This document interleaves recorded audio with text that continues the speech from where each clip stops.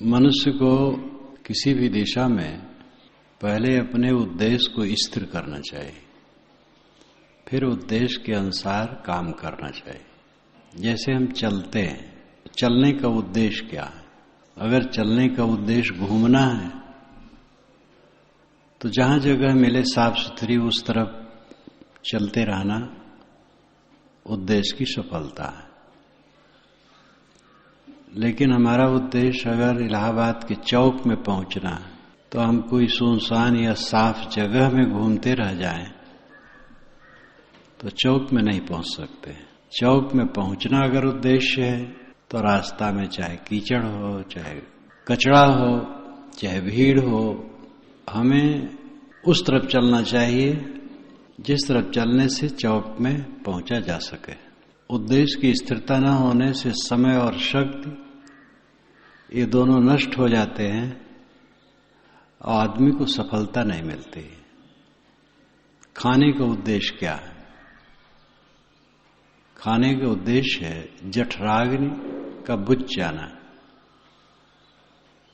पेट में जो अग्नि है प्रदीप्त होती है उसका बुझ जाना। अग्नि है ही नहीं, भूख नहीं, तो खाने का उद्देश्य क्या? कम भूख है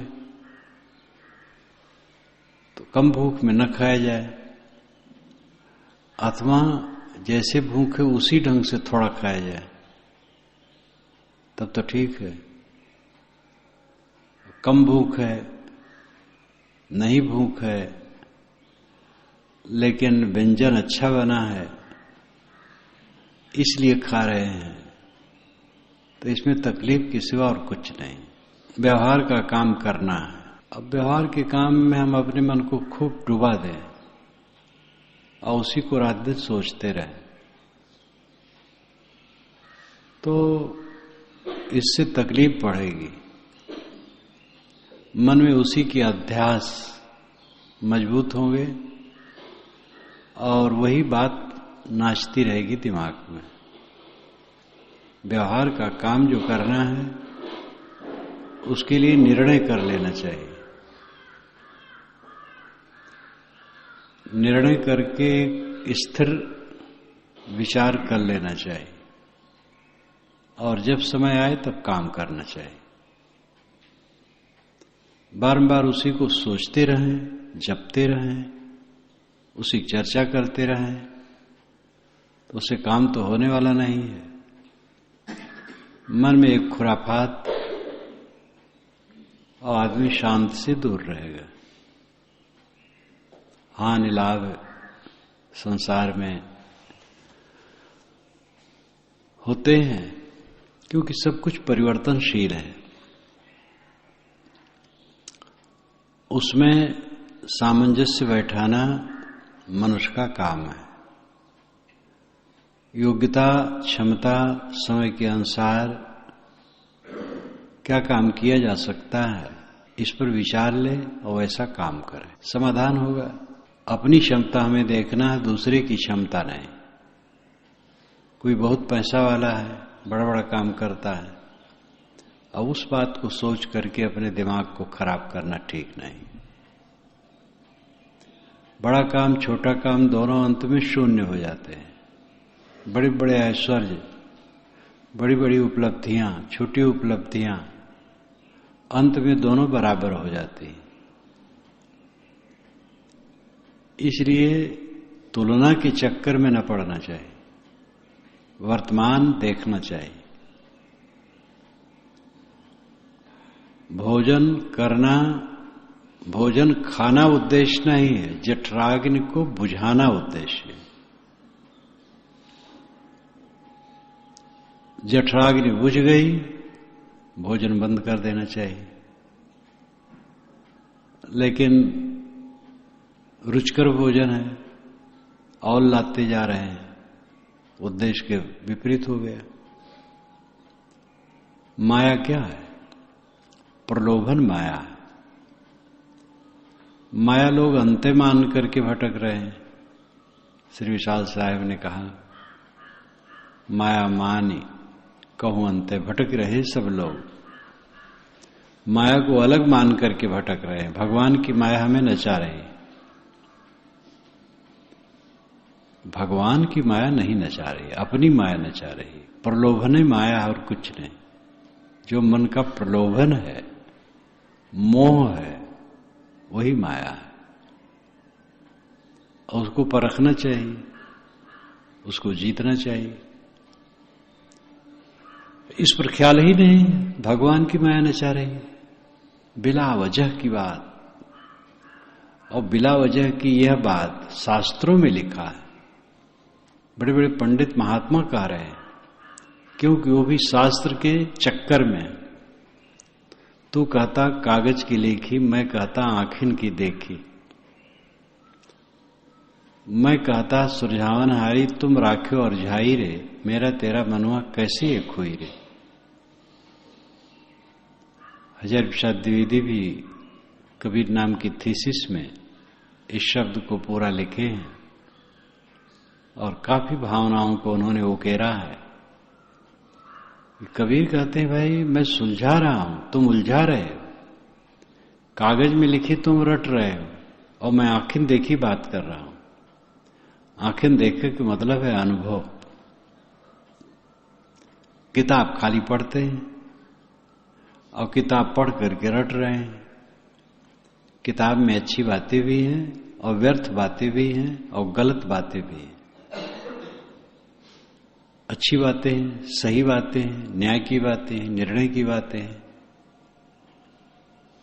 और व्यर्थ की बातें हैं और बिल्कुल विपरीत बातें हैं।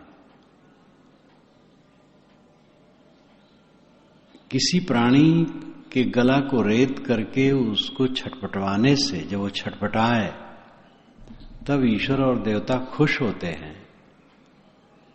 ये कितनी गलत बात है। और पुरा काल में ये बातें लिखी गई। जब हम प्राणियों की हत्या करेंगे देवता के नाम पर, ईश्वर के नाम पर, तो वो खुश हो गए।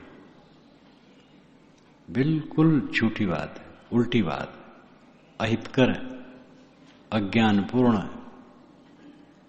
लेकिन ये शास्त्र में लिखा है, दुनिया के शास्त्र में लिखा है, केवल भारतीय शास्त्र में नहीं, दुनिया के शास्त्रों में लिखा है।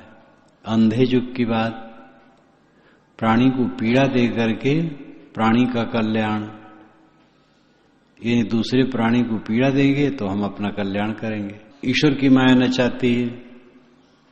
बिल्कुल व्यर्थ की बात ही नहीं, झूठी बात है और उल्टी बात है। इसमें ईश्वर को दोषारोपित किया गया और अपनी जिम्मेदारी को समझा ही नहीं गया। जो हमने मोह, लोभ, प्रलोभन करके मानसिक विकारों को इकट्ठा किया है, वही माया है और उस पर ध्यान ही नहीं।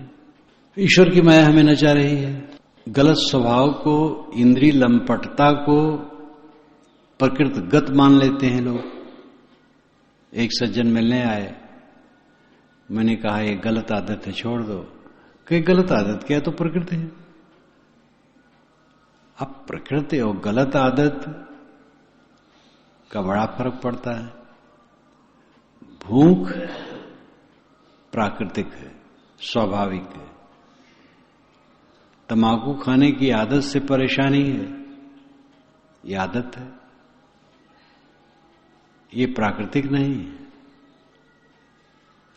काम वासना को एकदम प्राकृतिक मान लेने से कोई उससे निवृत्त नहीं हो सकता है। काम वासना प्राकृतिक नहीं है। अगर वो प्राकृतिक हो तो कोई उसको दूर कर ही नहीं सकता है। और जो महाकामी आदमी है वो भी सब समय कामातुर नहीं रहता है। तो स्वभाव कहां बदलता है? अगर वो अमुक समय कामातुर नहीं है तो स्वभाव फिर तो नहीं रहा। स्वभाव तो हर समय रहता है। हां, गहरा अध्यास है, क्योंकि शरीर की रचना किसी नर नारी के संयोग से होता है और नर नारी का संयोग उस समय कामातुरता होती है। और शरीर में पुनर्जन्म के सिद्धांत से या जन्म के सिद्धांत से यह है कि जीव काम वासना बस देह में आता है। जीव के साथ में जो वासना का बीज है वो काम कारण है, तो वह भी काम वासना का बीज है और नारी भी काम वासना के अधीन है। इसमें शरीर की रचना हुई और अनादि काल का अभ्यास है, इसलिए गहरा अध्यास है, यह स्वीकारना पड़ेगा। लेकिन वो गहरा अध्यास भी अंधकार धर्मा है। किसी पर्वत में गुफा लाखों वर्षों में बनती है और बड़ी गुफा बन गई। ऐसी ऐसी गुफाएं हैं जिसमें सभा की जा सकती है पर्वतों में, और ऐसी गुफा है कि जिसमें प्रकाश जाने की कोई गुंजाइश नहीं। लाखों वर्षों से उसमें अंधकार है, लेकिन टार्च चलाइए तो तुरंत प्रकाश। लाख वर्ष का होने की वजह से ये नहीं है कि भाई 10-20 वर्ष तक चलाते रहो तब कहीं प्रकाश होगा, क्योंकि अंधकार कोई द्रव्य नहीं है, प्रकाश द्रव्य है। अध्यास अंधकार धर्मा है, चाहे जितना दिन का हो। ज्ञान के उदय से वो शून्य हो जाएगा। इस बात को समझ करके जो काम वासना से मुक्त होना चाहता है वो साधना करता है। काम वासना की जड़ है देहाध्यास, देह में राग। स्त्री और पुरुष देह, और देह का कोई स्वतंत्र अस्तित्व नहीं है। स्वतंत्र अस्तित्व जड़ का है और चेतन का है।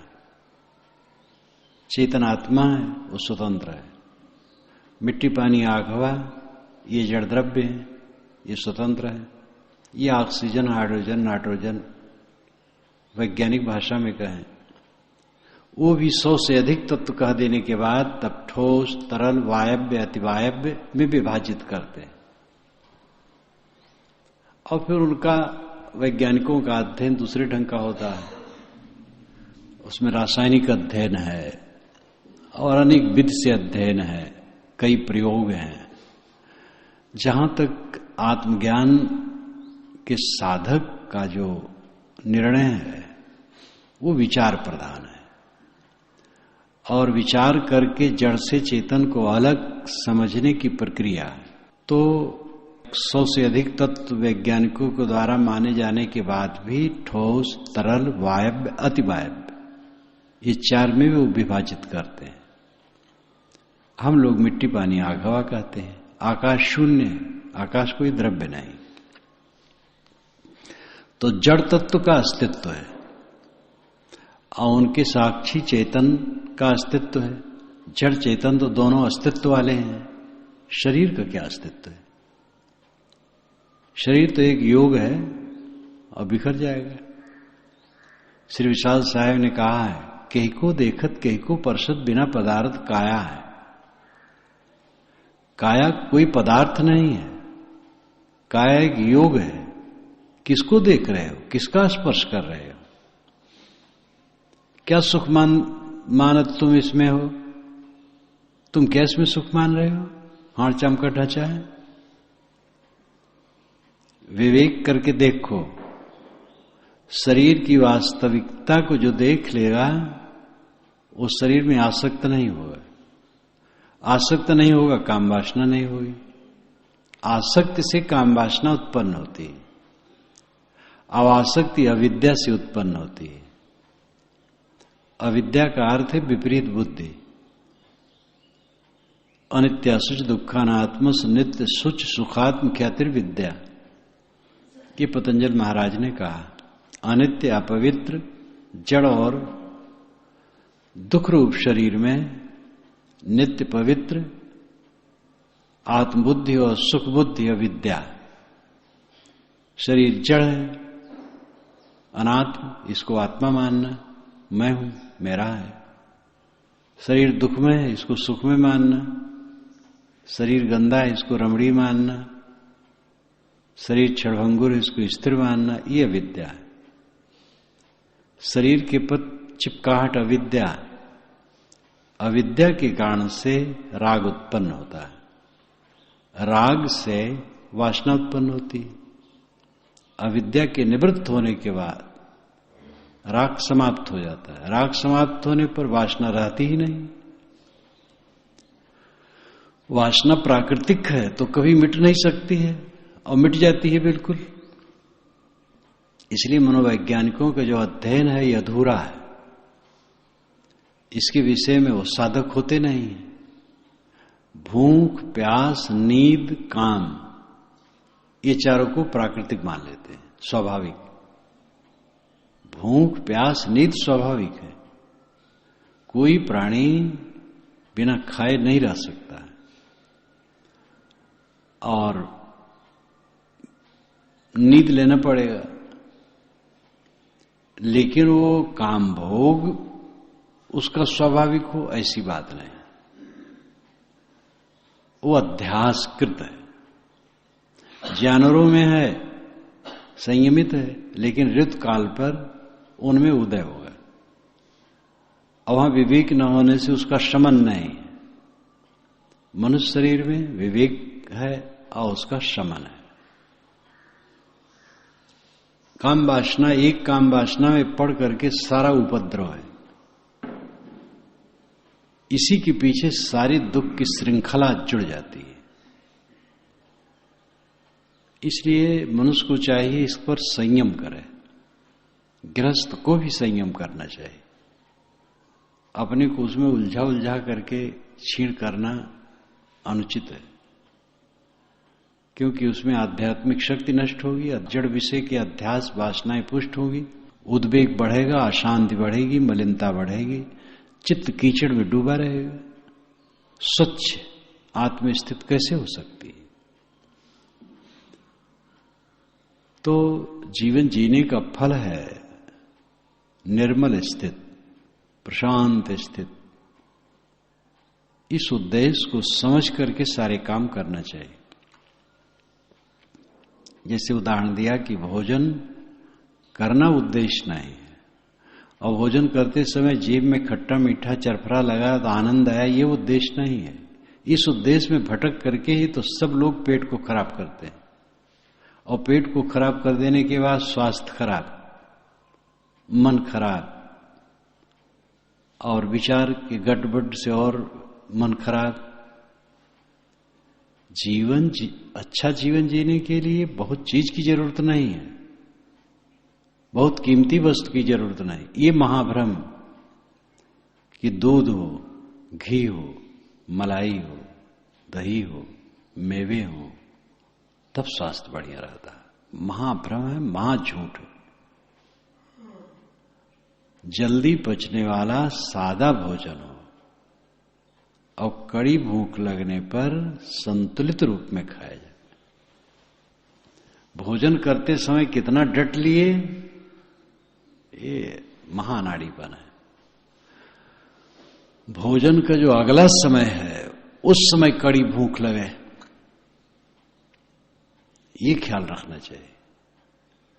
अगर कोई संतुलित रूप में इस प्रकार भोजन करे, सादा भोजन, सुपाच्य, जिसको कहना चाहिए गरीबों का भोजन, सूखा रूखा, और संतुलित करे, और टाइम टाइम से कड़ी भूख लगे, पेट भी साफ रहेगा, मन भी ठीक रहेगा।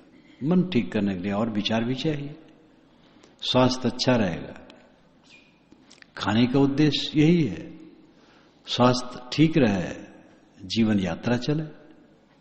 अब खाने का उद्देश्य जीव को उत्तेजित करना थोड़ा है और गला तक भर लेना थोड़ा है। लेकिन ये छोटी सी बात इतनी बड़ी है कि इसमें जीवन का रहस्य छिपा है, और इसका पालन करने वाले कितने ज्ञानी कहलाने वाले भी नहीं। प्रलोभन ही पाप है। तो खाना उद्देश्य है जठराग्नि तृप्ति के लिए, पेट भरने के लिए नहीं। जब जठराग्नि बुझ जाए समझ लो काम हो गया। अब उस पर और जमा देते हैं और भर दें, वही अपराध हो जाता है।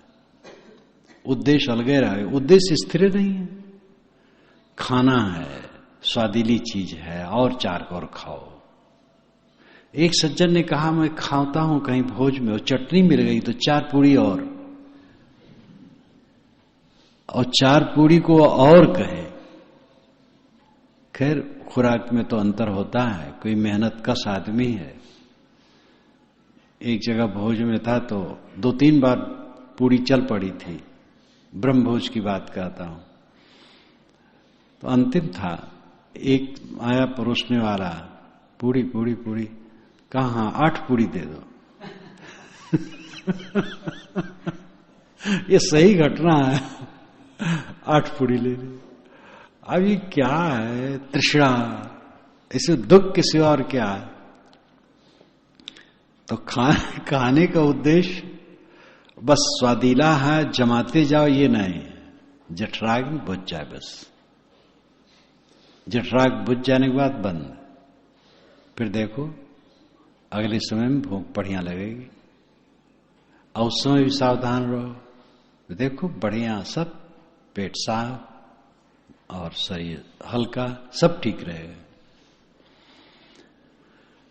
ऐसे व्यवहार, जब शरीर के साथ व्यवहार है, व्यवहार उद्देश्य नहीं है, व्यवहार किसी उद्देश्य के लिए है, खुद व्यवहार उद्देश्य नहीं है। जैसे आश्रम में बना है, आश्रम बनाना उद्देश्य नहीं है। तो इस उद्देश्य के लिए आश्रम बना है कि यहां विरक्त गृहस्थ जो सत्पात्र हैं, कल्याण इच्छुक हैं, वे आवें, पढ़ें, गुनें, सीखें, समझें, आध्यात्मिक उन्नति करें। ये उद्देश्य है।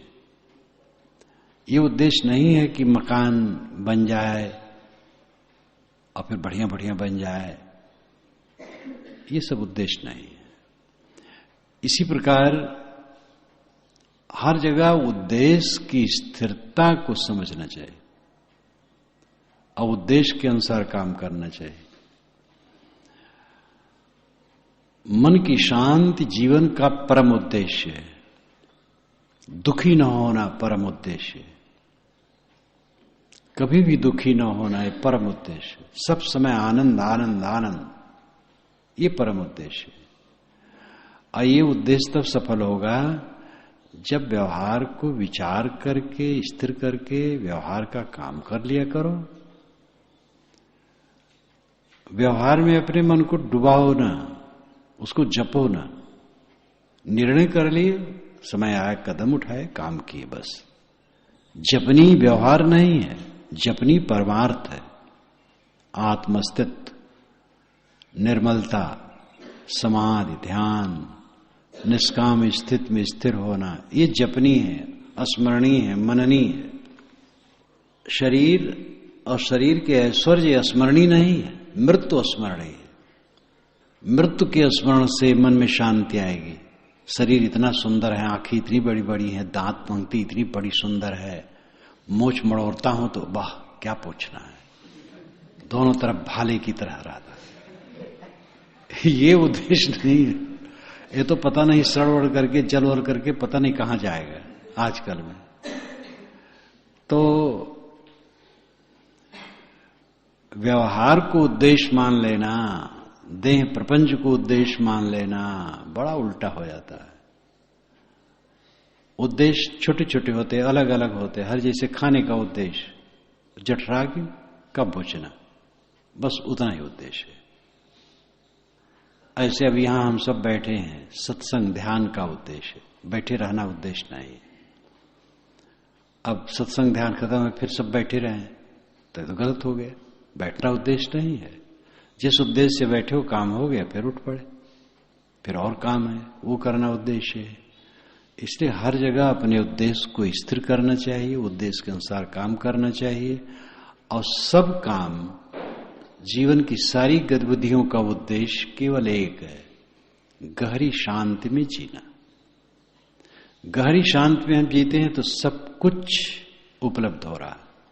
कल रात में जब एक बड़े प्रोफेसर दूसरे शहर से फोन कर रहे थे, मेरी पुस्तकों को पढ़ करके बहुत भाव विभोर हैं, और वो बराबर कर रहे थे उन्नत की बात। तब मैं घुमाऊं, मैंने कहा उन्नति है शांत, शांत से जिए तो मगन हो जाए। कोई उदाहरण दे दो, मंत्र सुना दो, श्लोक सुना दो और मगन हो जाए। तो उद्देश्य लोग समझते हैं, लक्ष्य समझते हैं कि कुछ ऐसा काम करूं लोग जान जाए। अरे जानने वाले मर जाएंगे और हम मर जाएंगे, और सब कुछ दिन में इतना कुल भूल भाल जाएगा, कुछ पता ही नहीं रहेगा। उद्देश्य है कि हम शांति में रहें, शांति जीवन का परम उद्देश्य है। छोटे छोटे उद्देश्य जीवन में बहुत कुछ होते हैं, उन सबको परख करके तदनुसार काम करना चाहिए।